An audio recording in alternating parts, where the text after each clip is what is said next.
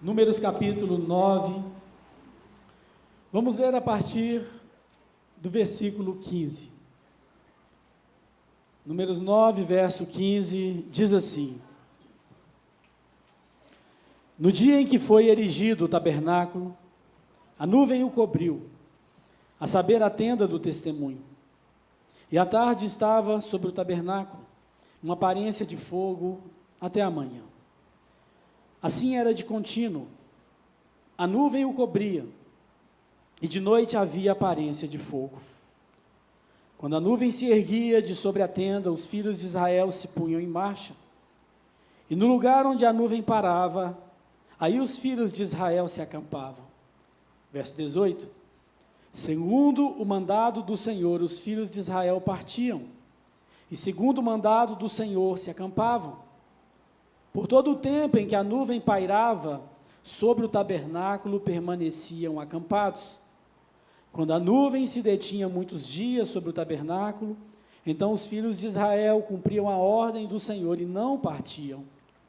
Às vezes a nuvem ficava poucos dias sobre o tabernáculo. Então, segundo o mandado do Senhor, permaneciam, e segundo a ordem do Senhor, partiam.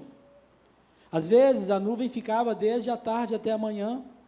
Quando pela manhã a nuvem se erguia, punham-se em marcha, quer de dia, quer de noite, erguendo-se a nuvem, partiam.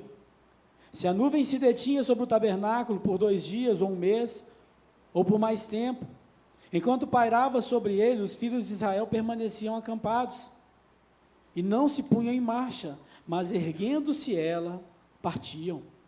Segundo o mandado do Senhor se acampavam, e segundo o mandado do Senhor se punham em marcha, cumpriam o seu dever para com o Senhor, segundo a ordem do Senhor, por intermédio de Moisés.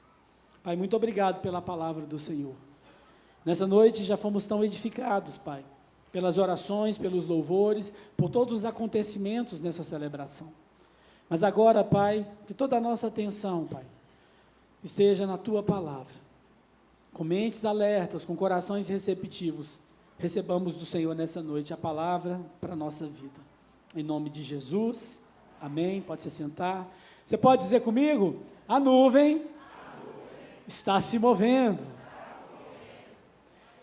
Nesse dia vamos meditar sobre o mover de Deus no meio do seu povo. O cuidado expresso através da nuvem mostrava não apenas onde o povo deveria estar, mas quando e como deveriam se mover. Não era apenas sobre onde eles estavam, mas era sobre quando e como eles deveriam se mover. Eles deveriam andar no ritmo de Deus. Hoje, como igreja, nós estamos vivendo algo semelhante. A nuvem está se movendo. Deus está nos chamando a algo novo. Você pode dizer amém por isso? Deus está nos chamando a um novo tempo. Deus está nos chamando a um novo capítulo da nossa história, a um novo espaço. E quando a nuvem se move, o povo de Deus não permanece onde está. Ele vai junto. Amém, gente? Essa mensagem não é apenas sobre mudança de endereço, mas sobre sensibilidade espiritual, obediência, renúncia e confiança naquele que nos conduz. Meus irmãos, quando a nuvem se move, eu queria compartilhar com vocês algumas atitudes que Deus falou no meu coração a partir desse texto.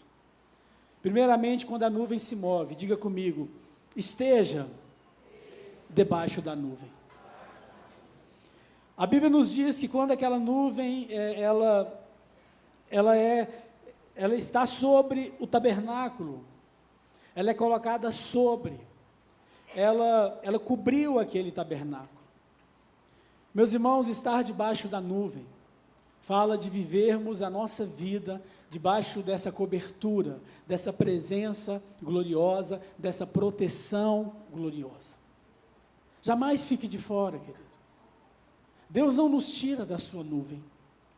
Nós é que às vezes nos excluímos daquilo que Deus está fazendo. Só poderemos viver o que Deus tem para a nossa vida se escolhermos permanecer debaixo da nuvem. Assim como havia todos aqueles benefícios da nuvem, da presença, sobre o tabernáculo, aqueles que escolhiam permanecer naquele lugar, debaixo deste lugar, eram os que viveriam tudo aquilo que Deus tinha para eles.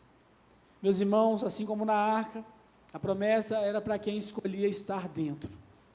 Eu e você precisamos escolher estar debaixo da nuvem, amém, meus irmãos? Não queira viver a sua própria vontade, não se afaste daquilo que Deus está fazendo. Seja coberto pelas mãos de Deus.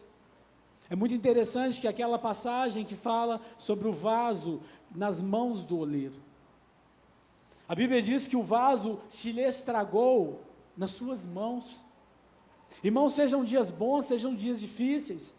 Quando a nossa vida ela está na nuvem, ela está nesse lugar de proteção, quando ela está nas mãos do Senhor, ainda que em algum momento a gente estrague, é nessas mãos que a gente vai ser restaurado, é nessas mãos que a gente vai ser erguido. É por isso que a nossa vida, meus irmãos, ela se dá nesse lugar, estar debaixo da nuvem, estar nesse lugar da presença. Tudo que vivemos é nesse lugar. Seja sensível ao mover da nuvem.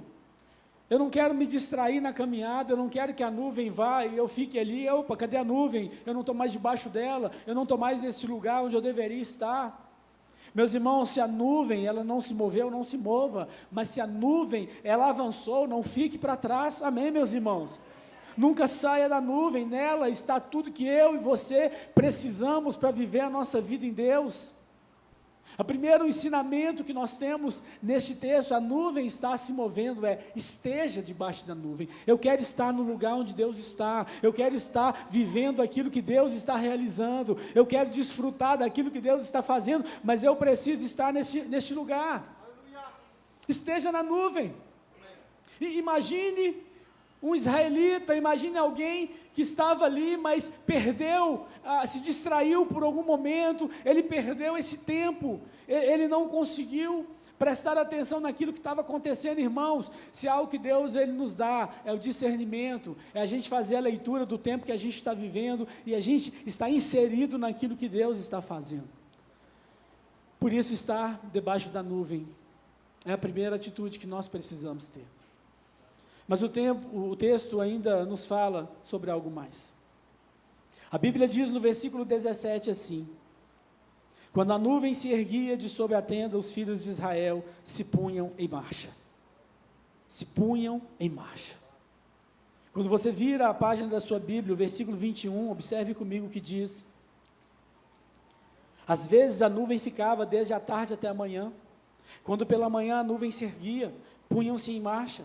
Quer de dia, quer de noite, erguendo-se a nuvem, partiam. Se a nuvem se detinha sobre o tabernáculo por 2 dias ou 1 mês, ou por mais tempo, enquanto pairava sobre os filhos de Israel, permaneciam acampados e não se punham em marcha, mas erguendo-se ela, partiam. A segunda lição que aprendemos aqui, e a atitude que precisamos ter, diga comigo, é tempo de se mover em obediência. Meus irmãos, os filhos de Israel estavam bem ligados, e quando a nuvem, ela se erguia, eles entendiam, tem que partir, é agora. E a Bíblia nos diz que, quer de dia, quer de noite, se a nuvem permanecesse da parte da manhã até a noite, mas à noite ela se erguesse, eles tinham que ir. Se a nuvem, ela ficasse ali por um dia, por uma semana, por 2 dias, por 1 mês, ou por mais tempo, irmãos, o que a gente aprende é tempo de nos movermos em obediência. Não existe hora para obedecer a Deus. Você imagina que os filhos de Israel estão ali, de repente alguém grita, olha, a nuvem está se movendo, a nuvem está se movendo. Eu não vou agora não, acabei de colocar um pão de queijo passar ali, não vou não. Eu acabei de fazer isso aqui, eu não tenho como sair agora. Meus irmãos, não existe hora para obedecer a Deus. Não é quando queremos, é quando Ele diz. Amém. Irmãos, obediência vai nos custar. Obediência é quando nos custa. A nossa submissão é testada, sabe como? Quando a gente não quer fazer uma coisa, mas somos direcionados a fazer aquilo que nós não queremos. Entenda isso, a nossa submissão, ela não é testada quando tudo é facinho de se fazer. A nossa submissão é testada quando a gente é direcionado a fazer algo. Eu citei para vocês aqui sobre a virada do ano. Eu tive uma reunião com a liderança, com os pastores, eles muitos estão aqui, e sabem que eu disse para eles, se o pastor André falar, nós temos que estar lá em BH, no Vira Brasil, eu não posso garantir que vocês vão todos, mas eu disse, eu e minha esposa está garantida, a gente vai para lá e a gente vai obedecer, porque nós escolhemos viver em obediência. A nossa submissão não é testada em momentos bons, mas é quando a gente não quer fazer algo, mas nós temos uma direção e o nosso coração é testado. Vocês entendem isso, irmãos? Falando de obediência, um exemplo claro de obediência é Abraão. A Bíblia nos diz que Abraão, ele foi chamado por Deus para oferecer o seu filho como sacrifício. Imagine isso. Aquele menino chamado Isaac, Isaac significa riso. A casa de Abraão e de Sara era uma casa mais feliz a partir da chegada de Isaac. Isaac era o meio pelo qual a promessa se cumpriria na vida de Abraão. Mas agora Deus diz a Abraão, sobe ao monte Moriá que eu te mostrarei. Abraão, pega o menino, o cutelo, vá para lá e sacrifique, ofereça-o no meu altar. Imagina a cabeça desse homem. Irmãos, às vezes a gente olha para a história de Abraão e fica pensando, gente, será que Abraão entendeu? Mas obediência, eu tenho aprendido, irmãos, que ela não depende de entendimento, ela depende de um coração sensível. Aleluia! Lembre quando seus pais falavam com você? Lembre quando pai e mãe falavam, filho, não vai, não anda com essa pessoa. Eles não davam todas as explicações, e nem tem que dar. Pai e mãe falavam com a gente, não faz. E aí a gente obedecia, porque a gente entendia, ele sabe mais do que eu, ele já viveu mais do que eu, ele tem mais experiência que eu, se ele está falando, ele entende. Irmãos, obediência não depende de entendimento, mas de um coração sensível. Eu estou lendo um livro, irmãos, Etapas da Vida de um Líder, um livro muito antigo, meu discipulador indicou. Esse livro, tomara que eles possam, fazer uma nova edição dele, mas a gente só conseguiu ele em PDF. E lendo esse livro, algo falou muito comigo ainda sobre a vida de Abraão e sobre obediência. Há uma frase que foi dita naquele livro assim: muitos são chamados para depositar algo no altar, e o fazem levando uma faca de borracha. Meu Deus!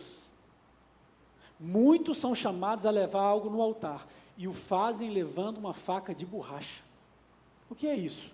Obediência disfarçada. Eu até levo, eu até vou, mas se no final de tudo não acontecer algo diferente, a faca não funciona, porque borracha não acontece nada. E eu fiquei pensando, será que eu tenho tido uma obediência com faca de borracha? Será que eu tenho tido uma obediência disfarçada? Será que a minha vida, eu tenho, dito, não, beleza, eu vou fazer, não, eu vou obedecer, mas eu tenho agido carregando uma faca de borracha? Sabendo que no final de tudo, se Deus não intervir, se não vier o escape, a faca não vai funcionar e o sacrifício não vai acontecer. Meus irmãos, a obediência disfarçada. Eu lembro de um jogador de futebol, que há um tempo atrás, o time dele estava numa fase muito ruim, em campo e também administrativamente. E os salários estavam atrasados, e alguém foi entrevistado no final de uma partida e disse para ele: você não tem jogado bem? O que aconteceu com o seu futebol? Ele disse: eles fingem que me pagam e eu finjo que trabalho. Que o nosso coração seja guardado, para que a gente entenda, é tempo da gente se mover em obediência. Que a gente não tenha faca de borracha, que a gente não vá sacrificar algo no altar de Deus, levando uma faca que não funciona, para parecer que a gente está obedecendo, mas não estamos obedecendo. A nossa obediência será testada exatamente quando a gente não quer fazer algo, mas é nos direcionar a fazer algo. Deus está levantando, a nuvem está se movendo, e aquele povo precisava se levantar e sacrificar a vontade dele no altar de Deus.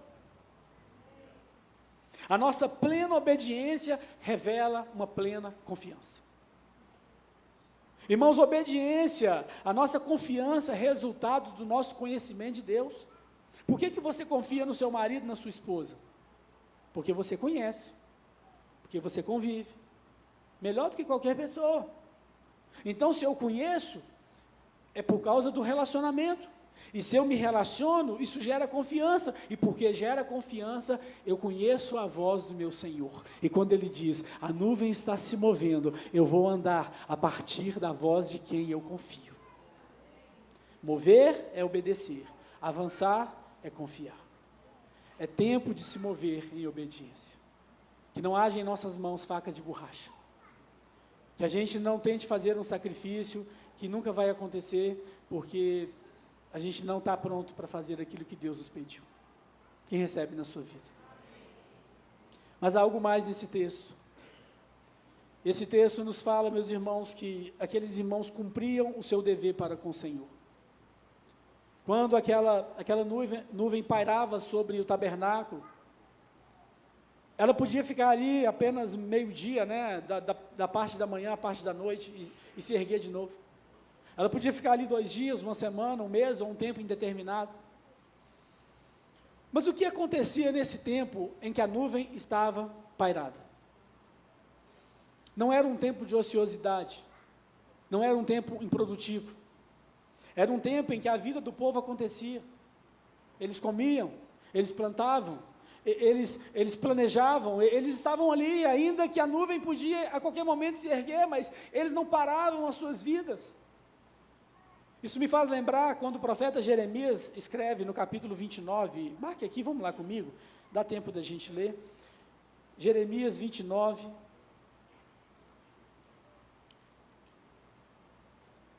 Jeremias capítulo 29 diz assim,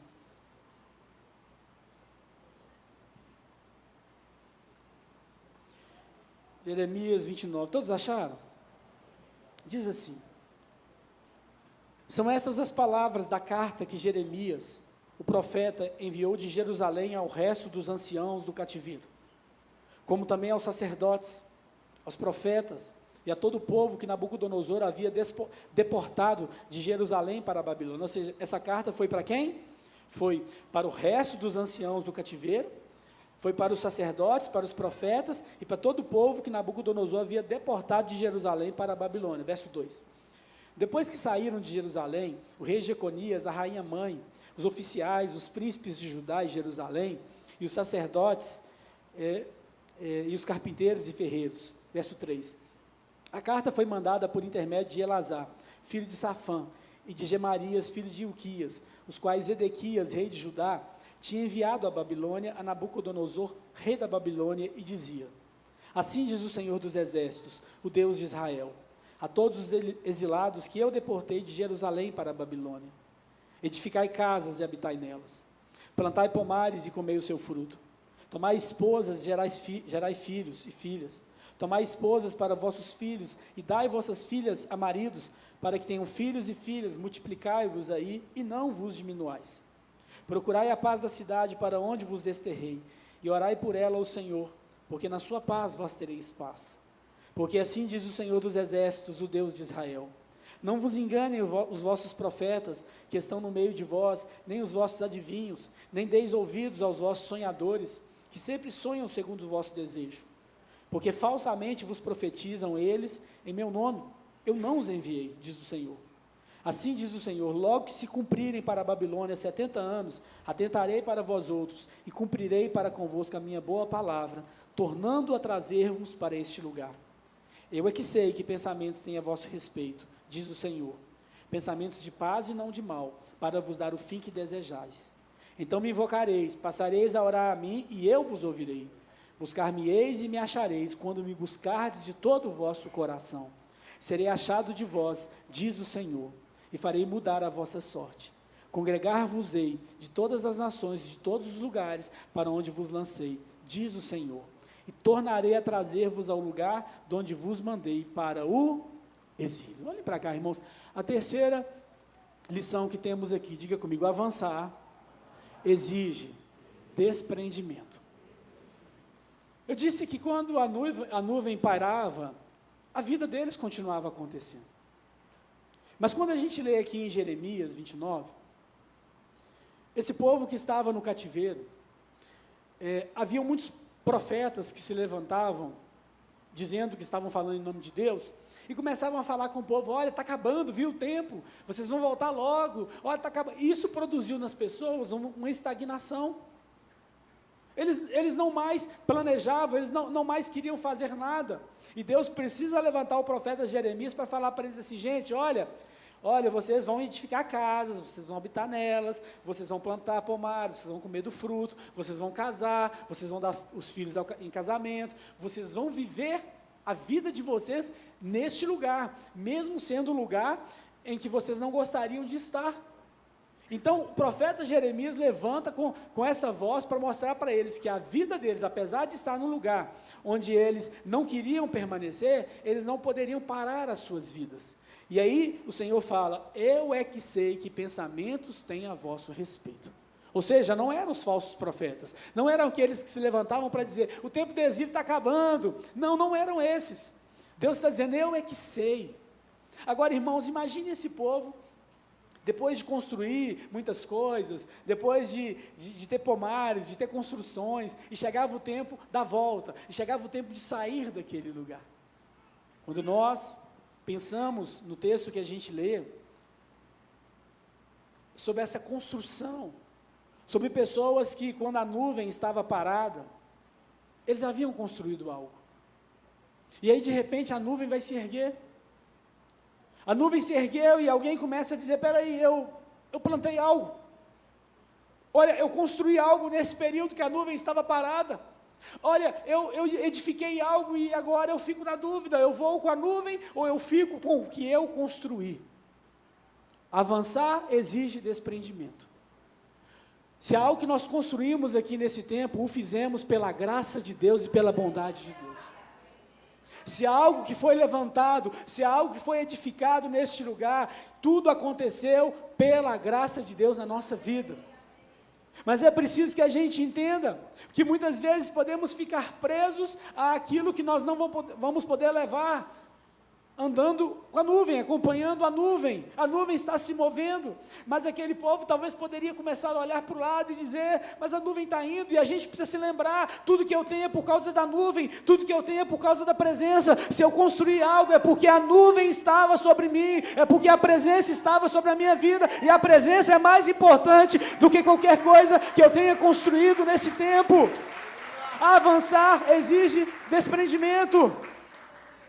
Precisamos reconhecer: a nuvem vai avançar, aí a gente escolhe: eu fico com a nuvem, ou eu fico com o que eu construí, e eu só construí porque Deus me deu graça para construir. É preciso, meus irmãos, que o nosso coração seja tão trabalhado, porque a gente se apega facilmente. Sim ou não, gente? Eu me lembro que a gente mudou tantas vezes.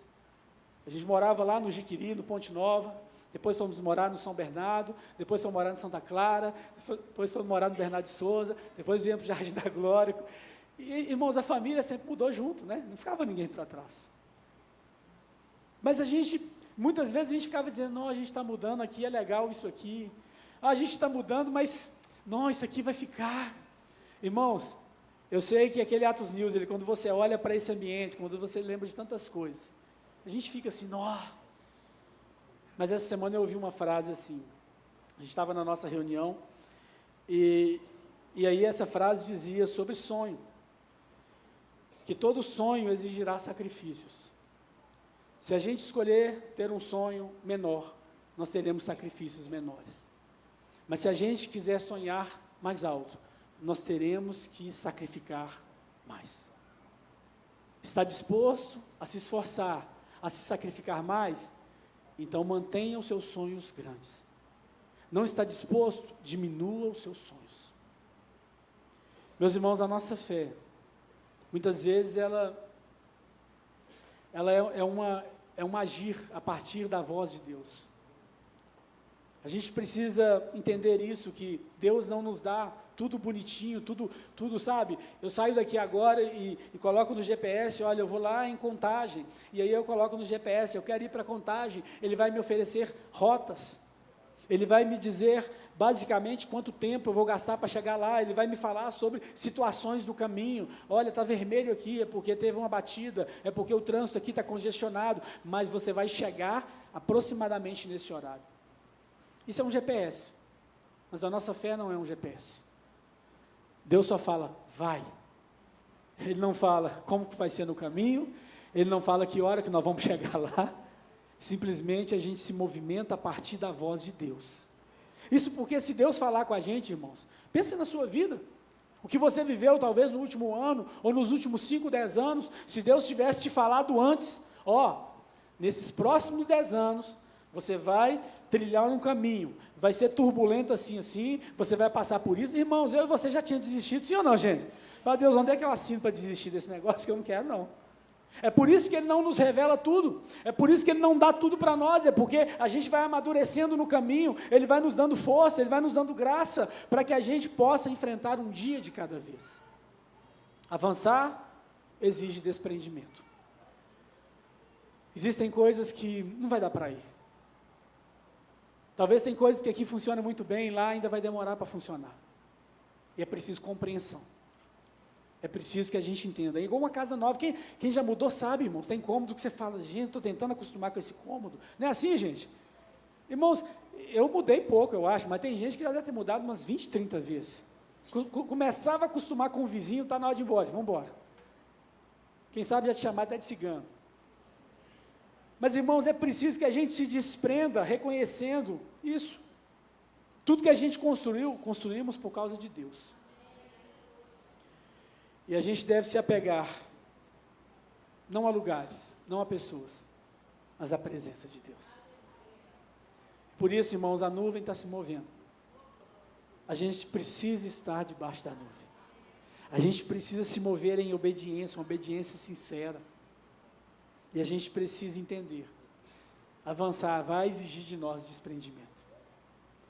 Mas há uma quarta realidade, eu quero que você abra comigo em Êxodo capítulo 13. Êxodo 13, verso 17.